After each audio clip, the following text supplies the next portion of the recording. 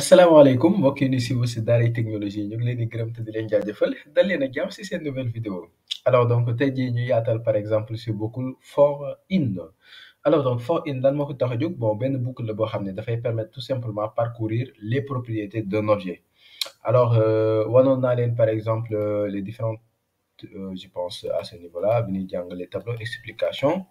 n'est-ce pas wanoon naa leen par exemple lan mooy objet nan lay mel alors les propriétés de l'objet par exemple fii nom propriété la prénom propriété la âge propriété la léegi nan lay def par exemple ba boucle li nga xam ne moo nekk si biir objet bi afficher tous les éléments loolu la boucle for in di def alors donc sans plus tarder on va juste prendre un exemple fii damay créer benn balise script donc si biir bon fii mën naa déclarer benn paragraphe boo xam ne comme d'habitude donc foofu laay afficher samay information ma jox ko tout simplement démo donc paragraphe vide lay doon avec JavaScript dinaa si def ay valeurs léegi bon ma déclarer par exemple benn benn objet donc constante ma tuddee ko object wala objet personne bu ma neexoon jëru may def objet personne ma neexoon rek ma def personne directement est égal à donc waxoon naa leen syntaxe de objet nii la n'est-ce pas ma ni par exemple prénom deux points ma ni jibi virgule non prénom ma def ana pas spécifier le nom ma def ana sec et spécifier par exemple l'âge def tout simplement 12 ans bon je pense que lii baax na donc virgule bu mujj bi bu la neexee nga bàyyi ko si bu la neexee tout simplement nga bàyyi ko noonu bu la neexee nga effacer ko aussi donc ma créé benn variable boo xam ne foofu laay def tout simplement texte bi nga xam ne bëgg naa ko afficher ma initialiser ko à virgule aussi comme ni nga ko doon defee et là ma def for in donc boo xoolee bu ma defee FOI rek n'est-ce pas dafa may suggérer ma taper sur entrée automatiquement mu suggérer ma li may bind donc li nekk si biir yëpp après dama koy effacer donc voilà li nekk si biir lépp intéressé wu ma maintenant fii par défaut clé la koy tuddee mais en réalité li muy woowee clé mooy tout simplement propriété yi donc fii mën nañ ko tuddee clé wala ñu bàyyi ko ñu tuddee ko tout simplement propriété par exemple fii ñu tuddee ko objet léegi objet bi la lay wax nga def ko fii ñun objet bi doon ko tuddee par exemple personne donc fii personne lan fii def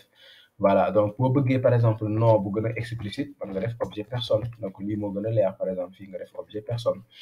donc lii lu muy signifier mooy pour chaque propriété bu nekk ci objet personne donc bu ñu waxee pour chaque propriété bu nekk ci objet personne ça veut dire que moo xam bii la moo xam bii la moo xam bii la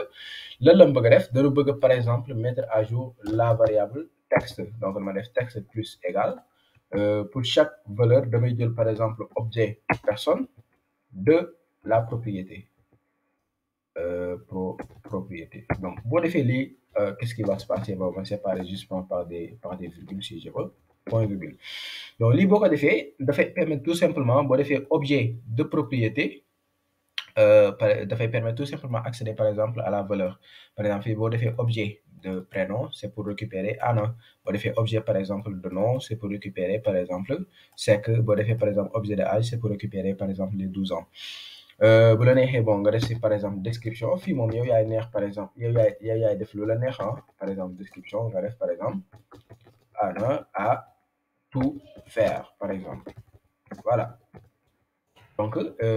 virgule pas point virgule n'est-ce pas loolu lépp par exemple ay virgule nga koy séparer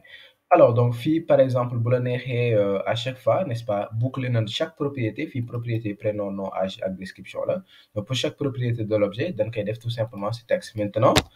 ñu mettre à jour ñu afficher résultat bi ci paragraphe bi nga xam ne moom lañ créé woon ci kaw donc dans ce cas il faut que ñu récupérer paragraphe bi par get element by id donc démo à ce niveau-là point in html lii maintenant jeu d'enfant la ci yéen ñu ni est tout simplement égal à texte point virgule donc fii normalement bu ñu actualiser ouvrir l'explorateur du fichier je tape sur entrée automatiquement yéen a ngi gis mu may afficher par exemple information yi Anna fii c'est que fii par exemple 12 ans fii Anna à tout faire donc toutes les informations moom ma koy boucler di ma ko afficher par exemple voilà avec succès donc yéen a ngi gis par exemple la force par exemple de la boucle for in maintenant li ngeen war a jàpp mooy for in aussi mën nga ko utiliser pour boucler bon ça mën naa def par exemple exemple 1 for in li ko tax a jóg en réalité c'est pour boucler les propriétés d'un objet mais aussi mën nga ko utiliser pour boucler par exemple un tableau par exemple un tableau indexé donc supposons par exemple ma créer sama benn tableau ma tuddee ko constante mon tableau est égal à bon ma def si tout simplement 45,2 def leen lu leen neex virgule 5 virgule par exemple ma def par exemple lundi yéenay def lu leen neex bon de toute façon mais ma def fii point virgule bu ma neexee man utiliser for in n'est-ce pas fii dama naan ko pour chaque position wala pour chaque index donc index donc au niveau du tableau qui est tout simplement mon tableau mon tableau voilà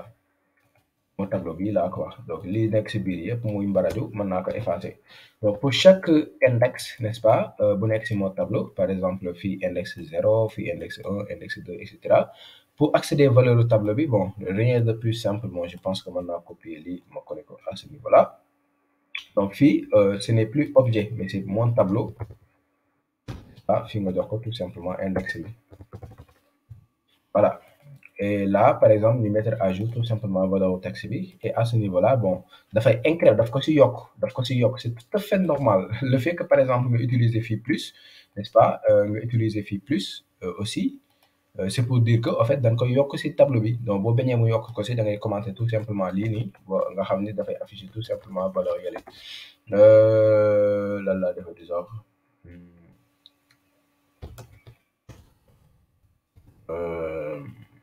bon fii laay commenter quoi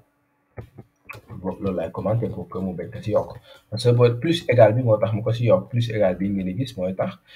valeur u texte bi à chaque fois pour mu ngi mel ni texte bi saaku la day jël éléments yi di dugal ci saaku bi mais du yulli quoi loolu mooy plus égal loolu je pense que leeraloon nañ ko donc boo bëggee bañ ko mu yokk soit nga commenter lii voilà soit nga supprimer ko tout simplement yaa ngi gis par exemple fii boucler na par exemple sama tableau n'est-ce pas mu ngi may afficher information yi si paragraphe bi alors donc bii moo doon pour exemple 1 bii mooy exemple 2 alors li nga war a comprendre mooy c'est déconseillé maintenant ngay boucler avec for in des tableaux for in bu dee da ngay utiliser tableau surtout tableau boo xam ni ordre bi c'est intéressant l'ordre des éléments c'est intéressant par exemple 54 bi mooy ñëw après 3 bi après 5 bi maanaam ordre bi nii c'est intéressant bu dee tel est le cas donc on vous déconseille ngeen di parcourir par exemple boucler avec for in mais mën ngeen ko parcourir par boucle for wala boucle for hash wala beneen boucle mais pas avec boucle for in donc sama gars yi bon je pense que loolu mooy boucle for in c'est juste pour parcourir les propriétés par exemple d'un objet pour afficher information yi nekk si biir donc comme ma jox leen rendez-vous si beneen vidéo incha allah